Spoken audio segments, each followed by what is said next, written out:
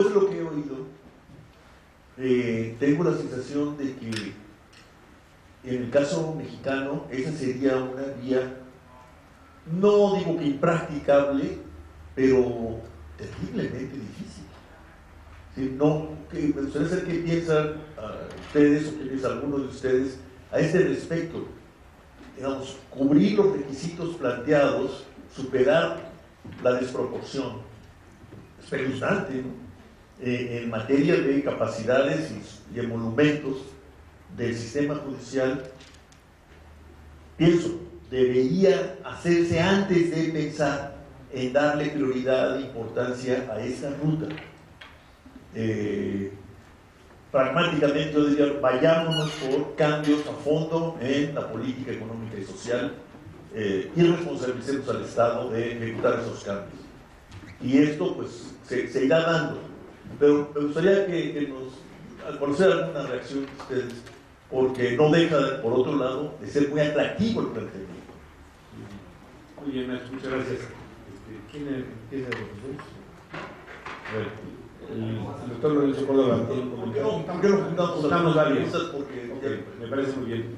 Adelante, por favor.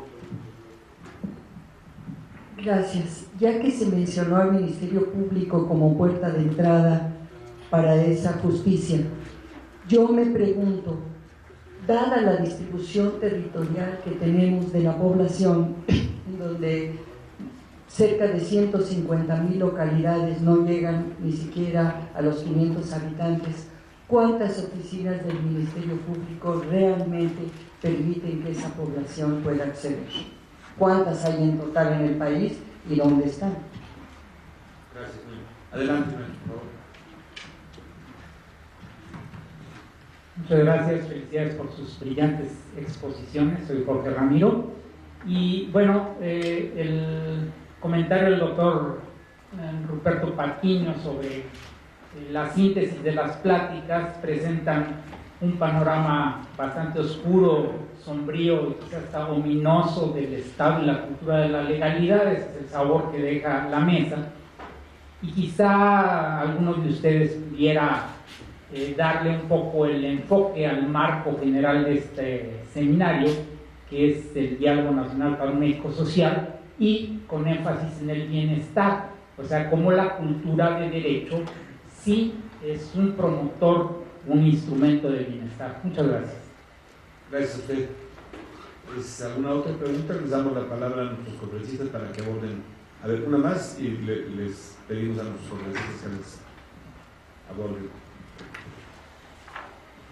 Bueno, yo nada más como un corolario que termina esta mesa, este seminario con el foro sobre la legalidad y acceso a la justicia,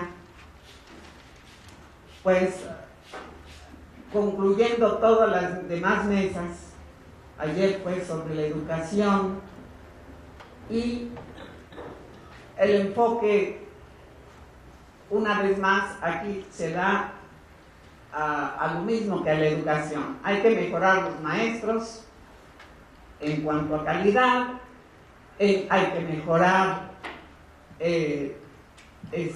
los emolumentos del Ministerio Público, de los jueces, pero lo que hemos vivido, la sociedad mexicana, y yo creo que, no sé aquí cuántas personas hayan estado haciendo una denuncia o ante un juez de lo civil o un juez de lo penal o el Ministerio Público o la Junta de Conciliación y Arbitraje, pero la experiencia mía, como muchos ciudadanos mexicanos, es de ineptitud, falta de capacitación de los ministerios públicos y de los jueces.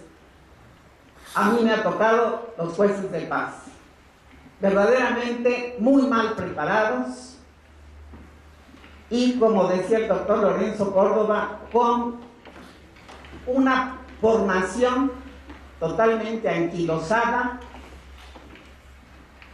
y no se resuelve entonces ninguna denuncia, ninguna demanda que meta uno. Ahora, el ciudadano mexicano estamos acostumbrados a ver que no se enjuicia a nadie. Por ejemplo, por genocidio de lesa humanidad. A los que han saqueado el país no se les ha enjuiciado. Entonces, muy hermosas nuestras leyes, pero hay mucha corrupción. Yo lo que diría es, para un cambio y entrar a una cultura de la legalidad, necesitamos capacitar a los impartidores de justicia, desde luego cambiando, como dice el doctor Córdoba, desde los planes de estudio de la Facultad de Derecho, y ahora sí que seleccionar también por capacidad y por honestidad, porque la verdad yo me he topado con jueces totalmente corruptos, y la justicia, el derecho no es derecho, sino es aplicación de la justicia, y como nos han dicho toda la vida, no es justicia, sino es pronta y expedita. Gracias. Gracias, mi amor. Una más y pasamos la palabra a nuestros conferencistas, por favor. Bien, muchas gracias por las exposiciones y por ponernos a pensar en la parte legal, en la parte de la ley y de la justicia. A mí me parece que en la mesa digamos, las ponencias de la mesa dan pie para distinguir tres niveles del problema. Un primer nivel es el orden legal, donde entran los precedentes legales de las distintas situaciones que se sentencian. Y claro, hubo, digamos, desde la precisión de la cultura de la legalidad, el papel que juega el sistema, la constitución en el sistema, los acuerdos internacionales. Esa es toda una parte, digamos. Una segunda parte, un segundo nivel, fue la calidad y el conocimiento que tienen quienes están encargados de la impartición de justicia, los distintos tipos de jueces, hasta llegar al Tribunal Superior de la Federación, que de alguna manera siguen estando, digamos, muy conectados con la parte propiamente legal. Y en el tercer nivel yo distingo los procesos a través de los cuales se imparte la justicia,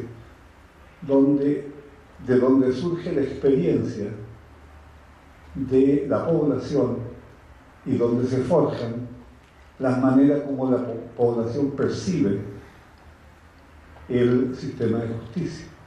Si no, creo que ninguno de nosotros estemos estudiando la Constitución para ver qué tan coherente y consistente es para regular los conflictos entre nosotros. Ni tampoco creo que estemos muy preocupados de cuánto saben, cuánto conocen los jueces. Lo que nosotros vivimos es la experiencia. Esto me señala, me permite darme cuenta que el problema para ser resuelto es muy complejo, que no basta con enfrentar cada uno de estos niveles por separado. Hay que entrar sobre el sistema completo. Y tal vez es por ahí por donde se complica el asunto. Gracias. Muchas gracias. Bueno, vamos a empezar entonces con las intervenciones de los conferencistas. El doctor Lorenzo Córdoba tiene la palabra. Muchas gracias. Yo diría, para terminar a la pregunta del maestro Cordera, que ni solo una ni solo otra, es decir, la sola apuesta al litigio estratégico y a la posibilidad de, digamos, atender los problemas digamos, los grandes problemas de desigualdad, en fin, de sociales, no pueden entenderse la una sin la otra. Y pienso un poco, pero tampoco creo que, digamos, el panorama complejo, yo creo que más en un tono provocador y en la lógica de ilustrarlo, el tamaño de los desafíos que tenemos enfrente, creo que tampoco nos debe hacer llevar a claudicar por esta vía y plantear que solamente el cambio, digamos así, de modelo de desarrollo desde el punto de vista de política estatal es la alternativa, digamos, para mejorar el tema del bienestar social. Yo creo que son las dos cosas y pueden ser particularmente complementarias, sobre todo cuando, si se piensa, pues digámoslo así, déjenme plantearlo desde el punto de vista del cambio de política pública, digamos, los enormes intereses y las enormes resistencias que hay en este sentido. Es decir, para parafrasear a Carlos Tellez y a Ramón Cordera en la disputa por la nación, se trata, pues, sí, de ir en contra de un modelo que, a pesar de los malos desarrollos, los malos resultados, ¿no?, a pesar del estancamiento estabilizador que se provocó, pues acaba siendo un modelo hegemónico en gran parte, digamos, de los sectores, de los grupos que toman decisiones en el país. Y en ese sentido yo sí sigo creyendo, y aquí sí, déjenme cambiar la cachucha y la cachucha de pesimista, o más que pesimista, que era de intentar ilustrar los grandes desafíos que tenemos en ese sentido, y ponerme la otra cachucha esperanzadora. Y lo vinculo con lo que dice Luis Raúl González. Es increíble, verdaderamente inusitado, que hayamos tenido una reforma como la que hemos tenido en el contexto de seguridad que tenemos. Es decir, es increíble que lo que ocurrió, las publicaciones de la reforma en materia de derechos humanos, en materia de amparo, hayan ocurrido en el momento en que estamos haciendo agua y en el que existen esta desconfianza con la justicia, las posiciones autoritarias instaladas en la lógica de la cultura cotidiana de los individuos, ¿no? Y hay que aprovecharlo, creo yo. Y de nuevo, mirar, no estamos tampoco inventando nada. Lo que pasó en Colombia creo que puede servirnos mucho para ilustrar el punto. La reforma constitucional y no la operación Mérida. Por supuesto, no, claro, pero lo que quiero decir es que ahí está la gran paradoja a la que nosotros creo que hay que apostarle. Es decir, Colombia opera la reforma constitucional en 91, que implica la creación de una corte muy poderosa y que de inmediato empieza a tener, a los pocos años empieza a tener un muy proclive activismo judicial. En un contexto en que, por cierto, Colombia era lo que hoy México está haciendo, el rol que está teniendo México ante la justicia interamericana. Si en México hoy, con la cantidad de sentencias condenatorias al hilo, corre que vuela para hacer lo que era Colombia a finales de los 80, principios de los 90, y en ese contexto hicieron ese cambio constitucional. Es decir, lo que quiero decir es que yo creo que no hay que dejar por un lado de criticar el modelo de desarrollo y apostar por otro tipo de modelo de desarrollo que genere bienestar. Pero esto, o sea, tampoco, digamos, demeritaría el rol que puede llegar a tener. No me meto aquí con la cuestión del litigio estratégico, porque Alejandro es uno de los que ha hecho el litigio estratégico en México, pero que hoy el litigio estratégico creo que tiene un contexto mucho más favorable para hacerlo. Es decir, creo, y vuelvo al punto de lo de ayer, no me importa el sentido, no quiero hacer énfasis en el sentido de la resolución. Si logramos ver lo que hizo ayer la Suprema Corte de Justicia en el caso de letras libres contra la jornada, ya nos está dando el cambio de paradigma. Olvídense el sentido que resuelve. Es la primera vez que la Corte, al menos ya con manera tan franca e invocando la reforma de hace unos meses, cita sentencias de tribunales constitucionales de otros países y cita sentencias de la Corte Interamericana. Es decir, si eso llega a permear, y por lo pronto la Corte aquí sí constituye una especie de punta de lanza, creo que hay un escenario mucho más favorable para el litigio estratégico, o por lo menos ocurre esto. Quien hacía litigio estratégico inevitablemente recurría, y reiteradamente recurría, a parámetros internacionales. Siempre lo hacían. El caso aquel que citaba en Inuma es un caso en el que se cita derecho a la salud en sentencias de la Corte Interamericana, derecho a la salud en casos de la Corte Europea de Derechos Humanos. El derecho a la salud, o sea, se invocó la violación no solamente al derecho a la salud establecido en el artículo 4 de la Constitución, sino también al Pacto de San José. Y cayó, a ver, el destino de ese amparo al que hago referencia era, si hubiera caído, es decir, era el de ser desechado muy probablemente, o el de que el juez de distrito hiciera lo que normalmente ocurre en los pocos casos que se habían presentado de derecho a la salud, de decir, uy, sí, tienes derecho a la salud, pero ya lo ha dicho incluso la Corte, los derechos sociales son derechos programáticos, y por lo tanto depende de su cumplimiento de si el Estado de Guerrero en aquel caso tiene o no dinero para cumplir, y ese fue el alegato del Estado de Guerrero, la defensa del Estado de Guerrero. La gran ventaja es que eso cayó en manos de un juez extraño, que en su sentencia retoma el Pacto de San José, retoma los hechos de la Corte Interamericana y dice, sí, y Estado de Guerrero, no me importa que no tengas dinero, de donde lo sacas es tu bronca, tienes que construir esta. Entonces yo lo que digo es, el contexto ahora es mucho más favorable, porque hoy los jueces, o sea, hoy ya no dependemos de que caigas con un juez, digamos, progresista, proclive a entender, a asumir o a resolver a partir de los derechos, sino que todos los jueces están obligados a hacerlo. Y apuro la conclusión. En ese sentido, el detective estratégico puede volverse una especie, digamos así, de ruta muy importante, si no para cambiar el modelo de desarrollo, por lo menos sí para incidir, creo, en políticas públicas. La Corte, hace poco el actual secretario, perdón la confesión, pero bueno, es un buen amigo, el actual secretario de Salud me decía, porque siempre he sostenido la Corte colombiana como un referente también en ciertos excesos, que ha caído en ciertos excesos, pero bueno, decía, ya viste, la Corte colombiana ahora obliga al Estado a tener que pagarle a un desahuciado de cáncer un tratamiento experimental en Cuba, así va a quebrar todo el Estado. Entonces, pues a lo mejor, pues qué bueno que tenga que pagarle, a lo mejor lo que implica es que el Estado empiece a pensar no tanto en exenciones fiscales, sino que va a tener, que los derechos sociales cuestan, pues. Entonces, digamos, no digo que esto cambie los paradigmas de la política pública, pero por supuesto que ayuda, yo diría ni una cosa ni la otra. Y concluyo, un poco retomando los temas de la cultura, sí pero esto nos implica cambios culturales radicales. Y la educación juega un papel importantísimo, y no solo, sino los modos en los que hasta ahora todos los operadores jurídicos y políticos que tenían que ver con la justicia habían actuado. Había habido un gran distanciamiento. Yo creo que lo que impone esto, este nuevo cambio de paradigma, es una nueva relación fundada en un diálogo intrajudicial. Si los jueces, los de arriba nunca leían a los que estaban abajo, y ahora esto está obligado, y un diálogo interjudicial, es decir, con la justicia. Creo que nunca como ahora la academia tiene esta obligación de analizar sentencias, de discutir en las aulas los casos, de invitar a los jueces, digamos, en algo que no es sencillo. Sí estamos hablando de un paradigma cultural jurídico distinto para poder dar pie a esto que creo que no hay que menospreciar a pesar del escenario catastrófico que pintábamos aquí, ¿no? Gracias, doctor. Bueno, tenemos ya muy pocos minutos porque debemos terminar para dar paso a la siguiente parte de nuestro programa. El doctor Alejandro Madrazo.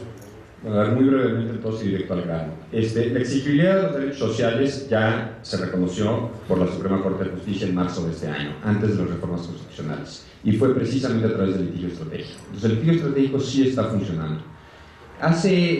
Yo regresé a México del doctorado hace 5 años y con la idea de hacer litigio estratégico vamos, en términos muy sencillos, había 2 vías por las cuales avanzar simultáneamente. Una era en obtener interpretaciones sustantivas de los derechos fundamentales por parte de la Corte, y otra era abrir los mecanismos de justicia y las vías de acceso a la Suprema Corte. Para tener interpretaciones sustantivas teníamos que recurrir a acciones de inconstitucionalidad y controles constitucionales, porque el amparo no servía para nada, básicamente para nada. Tuvimos que preparar por los criterios de exigibilidad de los derechos, por los criterios de interés jurídico, etcétera, etcétera. Tuvimos que preparar una estrategia muy bien pensada, muy costosa. O sea, nos quemamos $400,000 en 3 años, presentando 48 amparos en 9 estados de la República para llevar un caso de exigibilidad de derechos sociales a la Suprema Corte. Y lo logramos, y ganamos el reconocimiento de la exigibilidad del derecho social, ganamos la apertura por primera vez en 130 años del interés jurídico, como que era el mecanismo principal de bateo del que mencionaba Lorenzo, y, oh sorpresa, nos reconocieron el interés jurídico, nos reconocieron que el derecho a la salud era exigible, pero después nos dijeron, vía amparo no te puedo resolver, porque como no puedo dar efectos generales y esto es un tema de publicidad en materia del tabaco, no le puedo entrar. Bueno, la reforma ya cambió eso, y con independencia de que la reforma haya cambiado eso, no 6 de los casos acompañantes que venían en ese paquete de 48 ya están listos para subirse a la Corte, para irnos ahora sí por los efectos generales. O sea, estos están más enfocados en efectos generales. Entonces, sí ha funcionado el litigio estratégico para abrir esta brecha, todavía no se nota porque fue apenas en marzo que se abrió una parte, no tuvo todos los efectos porque hay otra parte que hay que abrir, es quebrajar, ya estamos trabajando en eso. Pero hay otro problema, no hay quien lleve el litigio estratégico. Todo el mundo habla del litigio estratégico, todo el mundo dice que está hablando del litigio estratégico y tiene muy poco estratégico el litigio que se hace. Y la gran mayoría es de muy poca calidad. O sea, en litigio estratégico, como es algo nuevo, cualquier sopilote es gavilán. Inclusive, fallos históricos como el Mininuma, es de quinta categoría tanto la argumentación como la sentencia. Es replicar tratados y tratados y tratados sin estructurar, sin que haya un ejercicio de reflexión sobre la estructura de los derechos y sobre su exigibilidad. Eso es quizá en lo que más nos concentramos nosotros en el recurso de revisión 315-2010, el caso de Alderaz-Burrich que mencionaba de marzo. Tenemos una sección completa que nosotros lo pensamos como un propedéutico de exigibilidad de derechos sociales para que los secretarios de juzgados entendieran de qué diablo estamos hablando. Y la sorpresa es que lo entendían. O sea, los comentarios de los secretarios de juzgados es: aprendí leyendo esto. Y esa es una de las cosas que creo que da pie a optimismo. En la otra vía, que es litigar directamente en la Suprema Corte de Acciones y Controversias Constitucionales, uno ve la reacción, sobre todo de los secretarios proyectistas de los ministros, que después se cuelan en los argumentos de los ministros. O sea, hace 5 años no cachaban uno de los argumentos más arriesgados sustantivos. Hoy están saliendo con mejores argumentos en los proyectos de sentencia los que se plantean en el litigio. Los propios secretarios proyectistas están estudiando estos nuevos problemas y están entrando en serio. Ahora, no cantemos victoria, hay mucho por hacer. Hay mucho por hacer porque no hay recursos, no hay quien haga litigio estratégico. La mayor parte de las clínicas de universidades son bufetes jurídicos gratuitos y no clínicas de interés público. La única clínica de interés público que yo considero que es realmente una clínica de interés público es del CIDE, y honestamente, en gran medida, por eso estoy en el CIDE, porque existe ese vehículo que es realmente excepcional. La mayor parte de las organizaciones de derechos humanos no tienen litigantes de calidad para hacer el tipo de litigio que se tiene que hacer, o están muy vinculadas políticamente a otras agendas. Entonces, por ejemplo, los avances más importantes en derechos sustantivos que se lograron a través del amparo, de nuevo, por la clínica de interés público en el caso Acteal. Y como era un caso Acteal y como era un caso políticamente caliente, todas las organizaciones de derechos humanos vinculadas a la Iglesia, que son la enorme mayoría de este país, se le fueron encima a ese litigio. Y lo golpearon y lo vituperiaron. Pero ese litigio ha servido para las interpretaciones con las que después se liberaron a las mujeres indígenas de Hidalgo, a los presos de Atenco. O sea, ahí es donde se genera.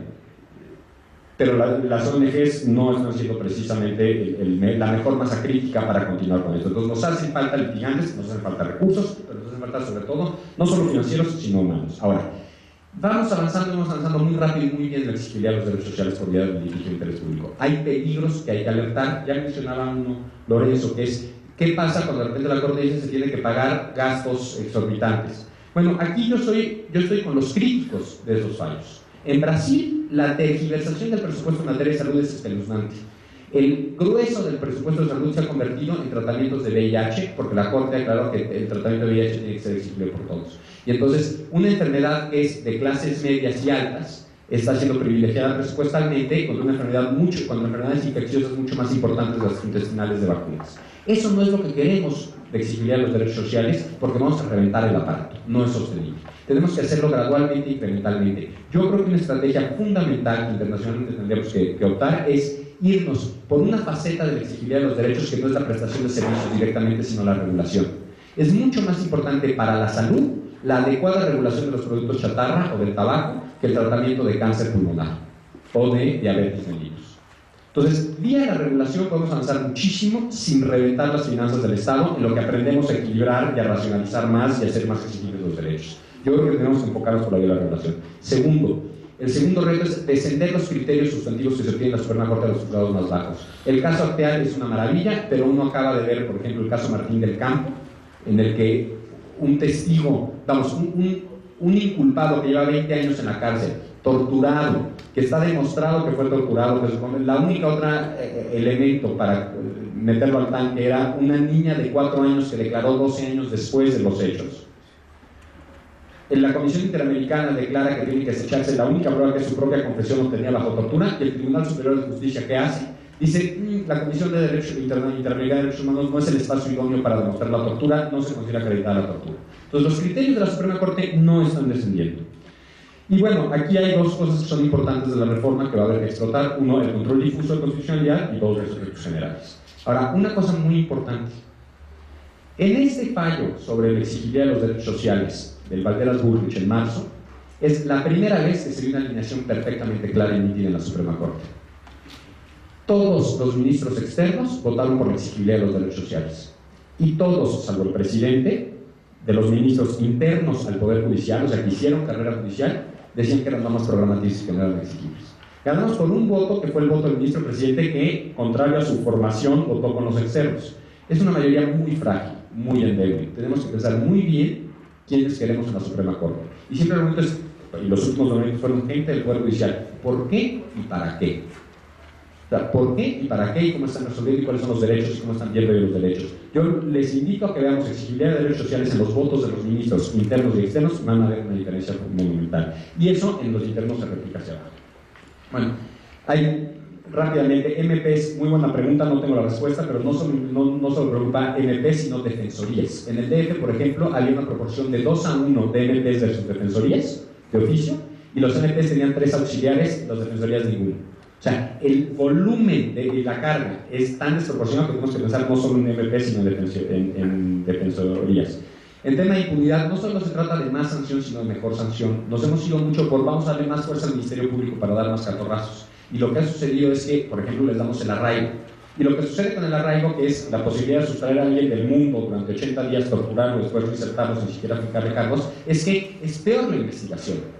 Es más fácil fijarle responsabilidad al comprador que al narcomenudista de una droga. ¿Por qué? Porque es más vulnerable, porque se va a defender menos. Entonces, ojo con el tema de la impunidad, porque lo que hemos hecho con la bandera de la impunidad es más mano dura, y eso se ha traducido en peor investigación y por lo tanto en peor justicia. Bueno, lo voy a dejar ahí porque ya estamos sobre el tiempo, pero bueno, pues, qué coraje, hay muy buenas preguntas. Gracias. Bueno, disculpen, estamos presionados por el tiempo y debemos concluir. Creo que ha sido una sesión excelente, me parece muy aleccionadora, con muchos datos y con mucha información. Yo les agradezco a todos ustedes su participación.